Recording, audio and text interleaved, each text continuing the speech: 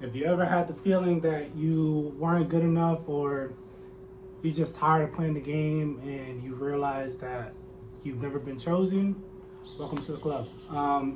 Yeah, I recently had a lot of thoughts about all of my relationships and why things didn't work out. And it always circled back to one thing that I feel like I've never actually been chosen for me. I feel like I've always been chosen for what I represent, what I could do for someone. And I think in those pressures and in that evaluation, I learned how to, edit myself and present myself a certain way. And I think that has also held me back from ever fully being seen. And then also, you know, feeling like I was never really chosen. And what I mean by chosen is like someone actually getting to know me. Like I was in 3 long relationships for context.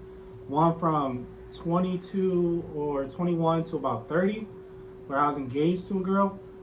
31 to about 33 with another girl, and then 34 to 35, and now 36. And within all 3 of those relationships, and even the hookups that I've had before or after in between, I realized the women that I've dated only really liked me for what I represented to them. Whether I was strong, whether I was direct, whether I was a provider, whether I was a leader, all of those things. And then I really got to thinking about it, and I was like, well, when you like something, you take interest in it, right? Right? And then when you love something, you really take interest in it and you really try to do a deep dive on something, right? Let's take it to sports. If you like basketball, chances are you're going to have a favorite player, and then you're going to like the way that they play, and you're probably going to tune into the games and try to keep up with what's going on. Now, if you love basketball, you're going to be super invested in the players' lives. You might even follow high school, college. You might go to a game. You might watch every single game and be aware of like the trade deadlines and what it means for the franchise, the whole nine, right?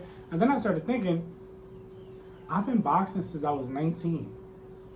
My first girlfriend that I've had, like first real girlfriend from 21 to damn near 30 that I was engaged to, never once asked me who my favorite fighter is and why.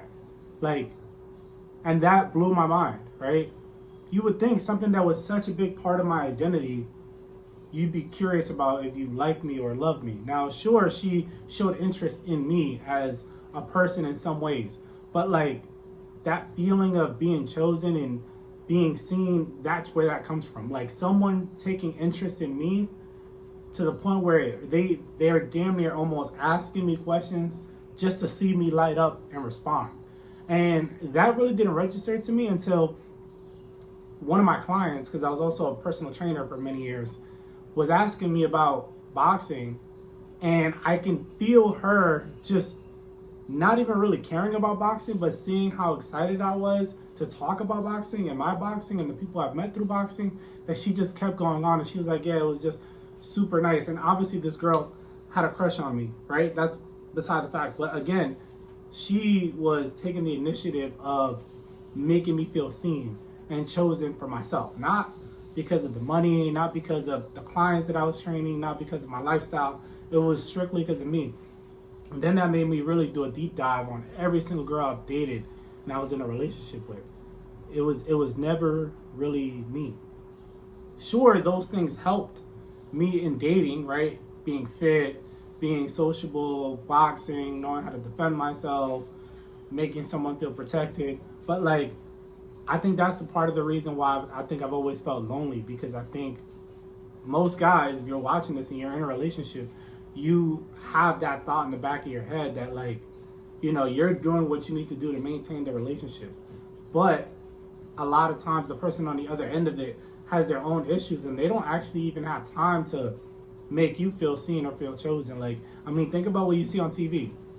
The dude, if it's a family man, he's in the garage, something, working on his thing, and the wife just kind of leaves him alone. The kids don't really talk to him. That's not being seen. That's not someone who loves you is going, oh my God, what are you working on? I'm so interested in woodworking. Even though I don't care about woodworking, I know you care about this and you're always in here. Teach me about this. Like, I'm sure that would make that guy's day. So I think if you're a guy, whatever it is that you're into, if you're into anime, video games, sports, I don't know. That's what I'm getting at. That the people who we tend to date are so focused on what they're trying to gain from us as far as provisioning and protection that they don't even realize that this is a deeper feeling that we are trying to get solved. Like, who doesn't want to feel seen?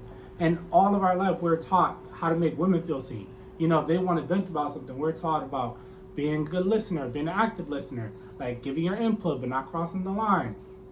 And when it comes to us, we damn near have to spell it out that we like something, and then by the time even we spell it out for them, they're still kind of like not interested. So I think it all just goes back to maybe they were never interested in us at all.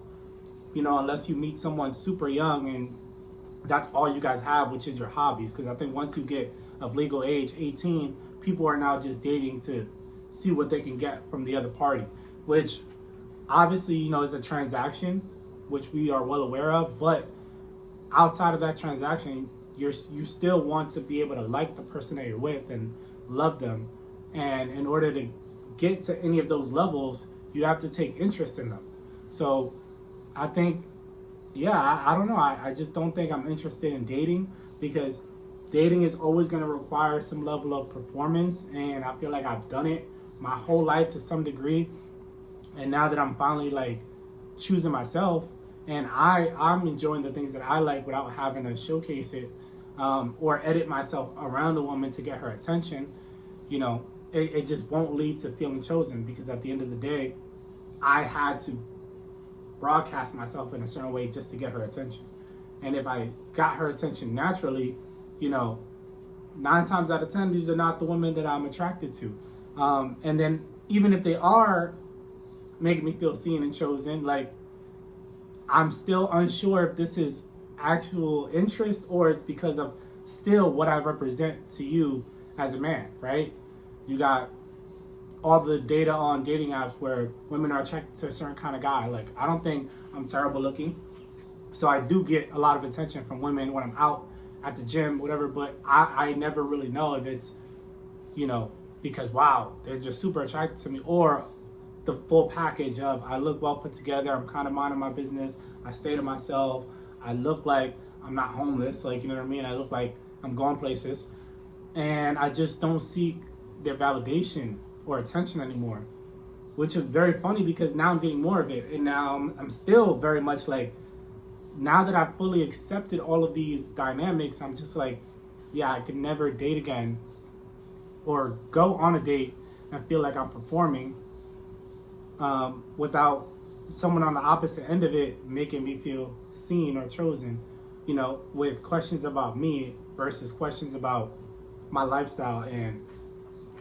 what they envision for their lifestyle in context of this relationship. So I don't know, if you're a guy and you've never felt that way, you're not alone, bro. You're definitely not alone. Yeah, I think this whole system, we just need to burn it down and start over. But then again, do we even really want to start over? Like, I just don't think the way that society is going, everyone is focused on themselves, and they forget that we as men, we have our own sense of self, you know, prior to having to learn how to navigate the world and be a leader and a protector and say the right thing and keep the conversation going and court you and approach you and date you. Like, these are all things that we have to learn on top of our own stuff, our own mental health, our own childhood traumas. And all of those things don't lead to you actually taking enough interest in me to understand why I'm the way that I am, and you just assume men are X and women are Y, you know? So it's just kind of nuts. Even when you talk about that, it's just like women are allowed to be fluid, and some are masculine, some are feminine, some are this, and you're allowed to just love whatever you love. And as a guy, it's like you're either here, you're a protector, a leader, a man, a strong man, emotional intelligence, you're doing X, Y, and Z, or you're nothing, you're invisible. So I think even if you're striving to get to that level where you got all P's and Q's fired up, that's still a performance, you know? That still has nothing to do with who you are as a person, what you like, what you love, what you hate, and someone actually taking the time to understand why it is that you hate something or why it is that you love something, which is so simple, yet we can't get. we can't get. Yet these requirements are outrageous just to even have the opportunity to hang out with somebody. And it's just like, yeah, no, I'd rather not. I'd rather not. So if you've never felt chosen, it's all good. You learn from it, you grow from it, and now pour that love back into yourself. You know? So that's the best I got for you guys today. If you guys agree, disagree, drop your thoughts, your comments down below. Hit that like, hit that subscribe, and I'll catch you guys on the next one. Peace.